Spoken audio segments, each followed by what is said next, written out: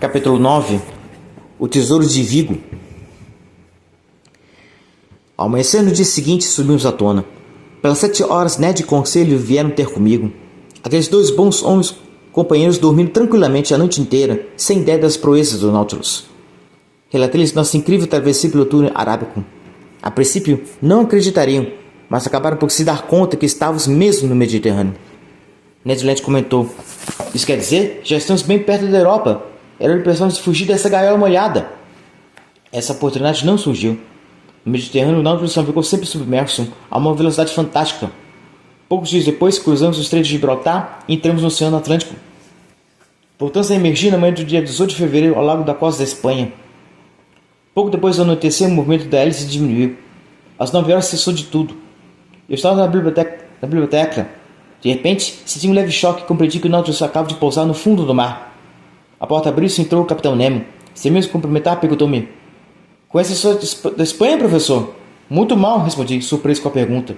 "Nesse caso, sente-se. Vou lhe contar um curioso episódio dessa história." Relatou-me um incidente ocorrido em 1702, com uma frota que transportava um carregamento de ouro da América para a Espanha. Eram mais de 30 navios espanhóis e franceses, prosseguiu Nemo. Dirigiam-se ao porto de Vigo, no sul da Espanha. Já à vista da costa, foram atacados por uma poderosa esquadra de navios ingleses. Após uma pausa, o capitão continuou: "Os franceses e os espanhóis resistiram ao ataque com bravura. Ao ver que seriam derrotados, decidiram não permitir que o tesouro caísse nas mãos do inimigo, incendiaram os galões de carga e abriram rombos em seu casco. Assim, toda aquela imensa riqueza se perdeu no fundo do mar." O capitão Nemo calou-se. Confesso que não entendi o interesse da história. "E daí?" perguntei. "Acontece, Sr. Aronnax, que estamos agora exatamente no fundo da Baía de Vigo. Não quer assistir?" O capitão levantou-se e convidou-me a segui-lo até a janela. Apagou a luz da sala e voltou ao meu lado. "Veja", indicou. Os faróis iluminavam o fundo do mar. Sobre a areia clara moviam-se alguns homens vestidos com escandafros. Ocupavam-se em esvaziar tonéis mais apodrecidos, caixas arrombadas, no meio dos destroços de um navio de madeira. Dos tonéis das caixas saíam barras de ouro e prata, cascatas de moedas e joias. Parte desses tesouros espalhados pela areia. Os cafrandistas traziam sua preciosa carga para o Nautilus e voltaram para pegar mais. "O senhor sabia que o mar continha tantas riquezas, professor?" perguntou o capitão sorrindo. "Compreendi tudo. Tratava-se do tesouro da frota afundada em 1702, e era assim que Nemo obtinha sua riqueza." Capítulo 10. A Atlântida. Na manhã seguinte, Ned Land procurou-me no meu quarto. Mostrava-me desanimado. "A Europa ficou para trás, professor", disse ele. "Agora, não sei quando surgirá outra oportunidade de fugir daqui." O Nautilus seguia sobre a superfície. Fui ao salão e examinei nossa posição no mapa. Estávamos no meio do Atlântico entre a África e a América Central. Ned tinha razão. Ali não se podia mais pensar em uma fuga.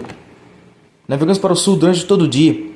No meio da noite recebi outra visita. Dessa vez era o Capitão Nemo. Perguntou-me: "Quer acompanhar em uma excursão?" "Que excursão?" "O senhor já conhece o fundo do mar à luz do dia. Deseja vê-lo em noite escura?" Explicou-me quando, dessa vez, iriam sozinhos. Teríamos que caminhar bastante e subir uma montanha submarina. Pouco depois, já metidos nos escandafros, deixávamos os Nautilus.